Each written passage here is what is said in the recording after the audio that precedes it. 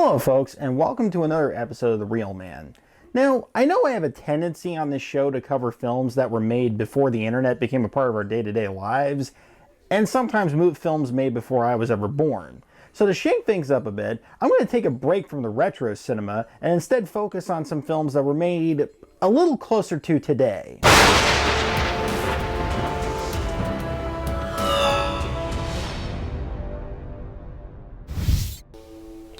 Well, here we are. We're about 3 months into the year 2020, and I think we can all agree that things could be a whole lot better. But the year 2019 was something of a big deal in regards to movies. I had never been excited about so many movies coming out at the same time in my life. It was like the year 2019 was a big expo for pop culture. Now, sadly, I didn't have the amount of free time that I would have needed to watch all of them, but thanks to the wonders of physical media, I've been slowly but surely catching up. Now that I've seen a handful of these films, I feel confident giving to you my top 5 films of the year 2019. Now I'm aware that some of you may disagree with my choices, but that's perfectly fine, because subscribing to your own opinion is one of the virtues of freedom. Now that that's out of the way, let's get cracking.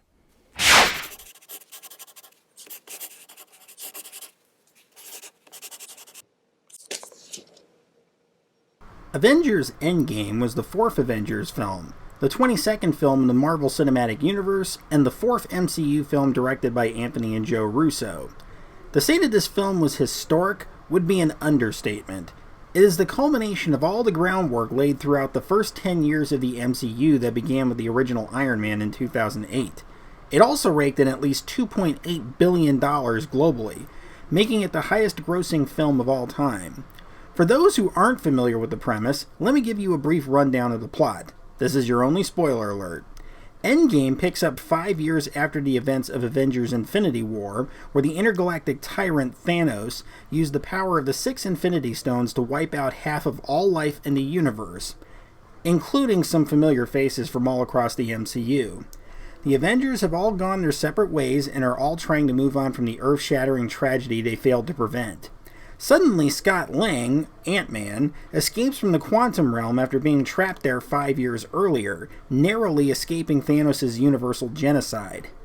Because of the strange time distortion effect of the quantum realm, which made the 5 years he was gone seem only like 5 hours, Lang theorizes that maybe the effect can be used in reverse, allowing a time jump into the past to prevent Thanos from ever using the Infinity Stones. So Lang reunites Captain America, Iron Man, Black Widow, Hulk, Thor, Hawkeye, and a few new faces to go on one last mission, risking everything to bring back all that they lost. Now, while this was rightfully one of the biggest movies of 2019, there's some things about it that bug me. First of all, the newly rebranded Professor Hulk has no fight scenes whatsoever. This time around, he's utilized as the team's comic relief and scientific muscle. Now, don't get me wrong, I love the idea of Professor Hulk. I thought it was a cool direction to take the character of Banner. I mean, for 10 years, the guy's been fighting this inner war with himself, trying to determine, who would be the victor in that ongoing fight, whether it's Hulk or Banner. This way, he finally gets that inner peace that he has sought for so long. But come on! After the major ass-whooping that Thanos threw him in Infinity War, I wanted to see an epic rematch. Then there's the matter of Captain Marvel's insufficient screen time. Now, with the way the story is structured, it makes sense that you'd want to focus more on the original starting lineup of the Avengers. But come on! After all the marketing they did for Endgame, after going through all the trouble of doing a standalone Captain Marvel movie the year before, we were being teased that she was going to be this incredibly powerful character that was going to play an important role in taking Thanos down, and she only shows up at the beginning and the end. What a waste. Then there's the matter of the team's master plan of how they're going to undo all the genocide that was perpetrated by Thanos. Time travel. Now, I don't think it came as any big surprise to anybody that time travel was going to play a big role in undoing everything that Thanos did. But it's the philosophy of time travel that they chose is completely mind-boggling. I mean, it's not the simple linear cause and effect style in movies like Back to the Future or Terminator. No. Instead, they decided to go with some Doctor Who style wibbly wobbly timey wimey stuff.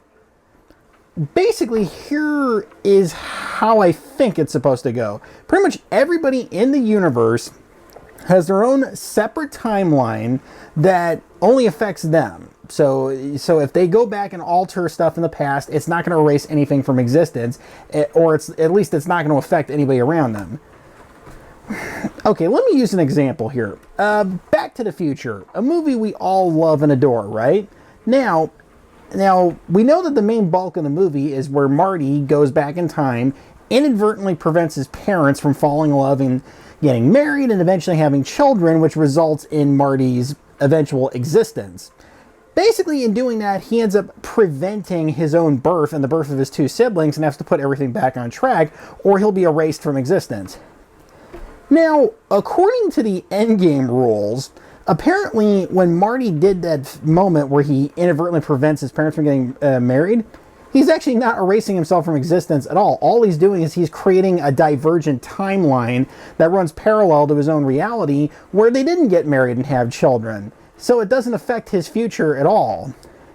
So, putting it another way, eventually in the movie when he has to play matchmaker and put his parents back together again at the Enchantment Under the Sea dance, which ultimately results in them getting married and having a much more happier, more prosperous future than they would have had. Once again, Marty would not be changing his own future. He'd be just creating another divergent timeline that runs parallel to his own reality.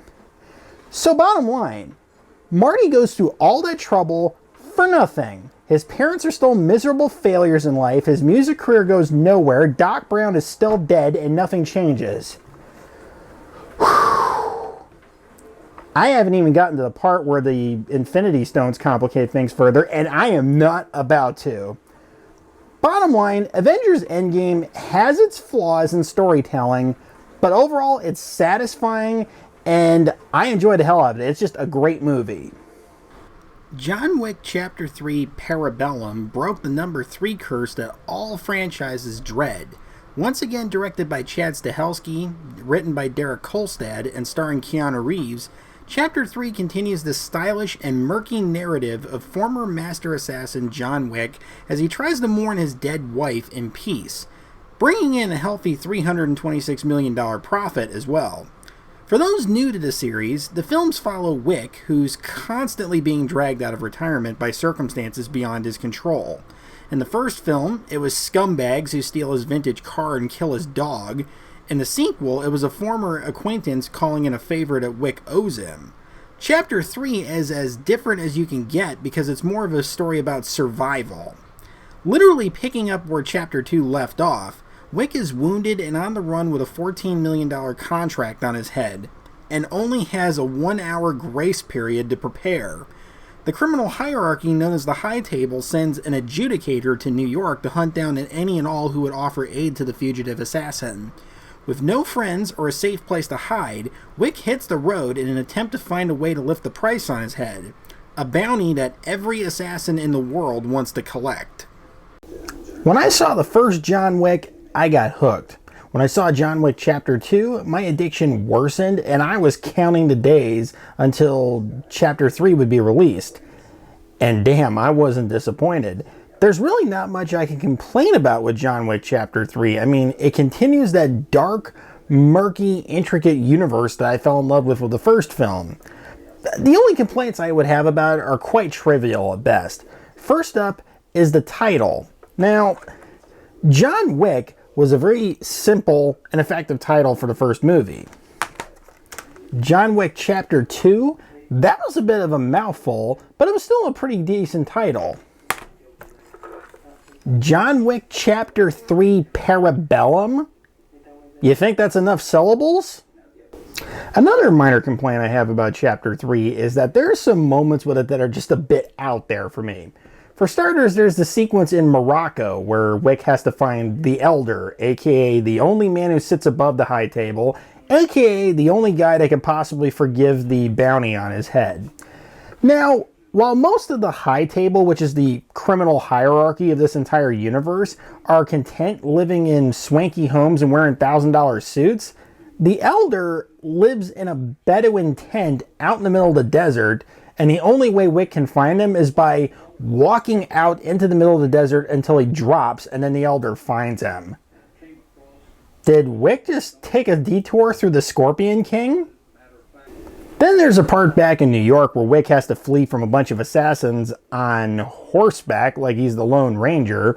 And then there's a cherry on top. A part where he has to have a sword fight against multiple opponents on a motorcycle.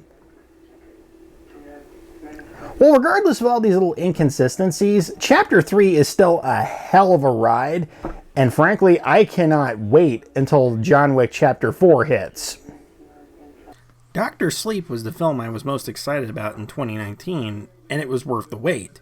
Directed by Mike Flanagan and starring Ewan McGregor, Dr. Sleep was an adaptation of Stephen King's novel of the same name that was a sequel to his other iconic work, The Shining. Picking up 30-plus years after the terrifying occurrences at the Overlook Hotel, Danny Torrance is now an adult and attempting to suppress his ability to shine with drugs and alcohol, eventually hitting rock bottom.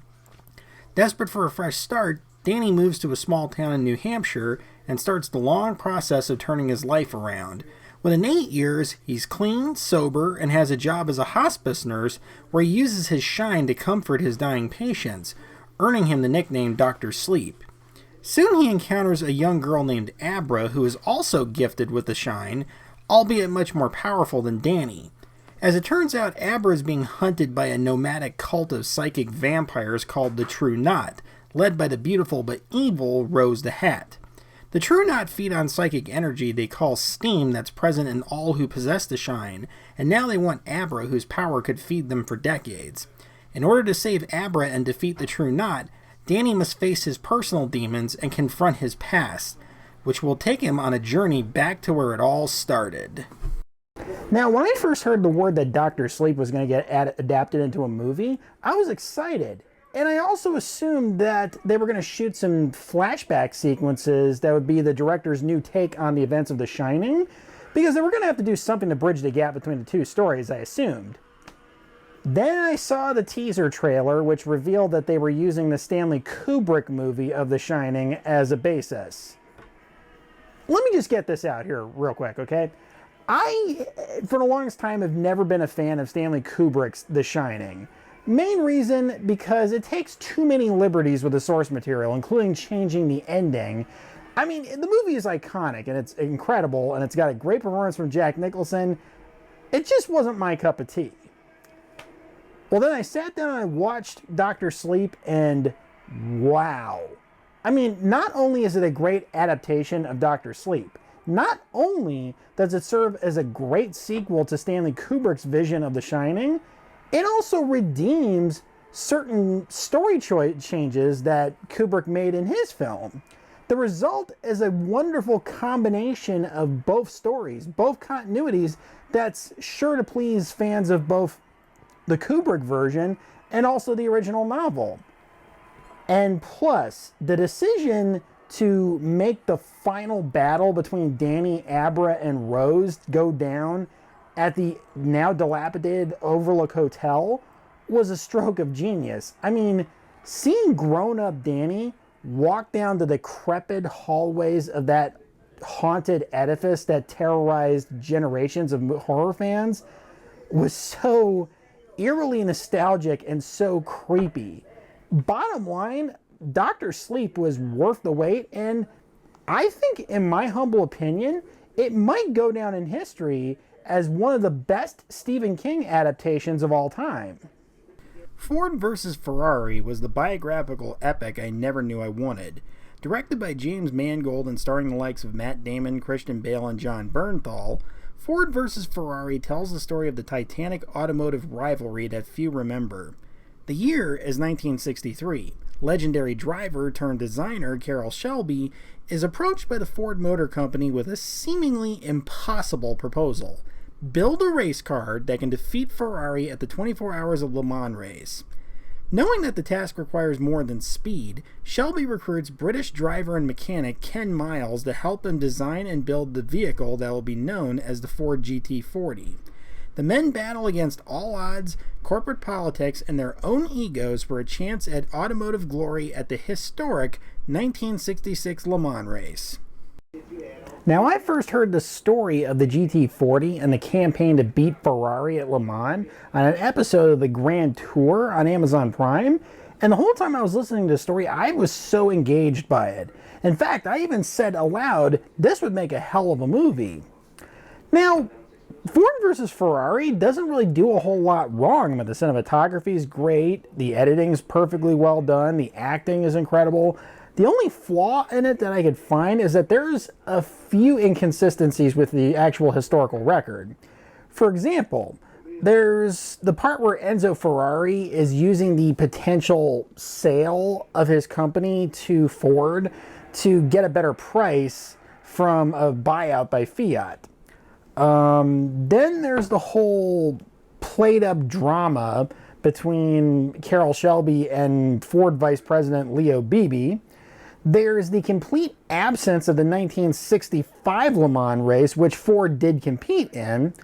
And then lastly, there's the notion of where, in reality, Ken Miles was the one that took Henry Ford II for that drive in the GT40, and not Carroll Shelby as it was advertised in the film.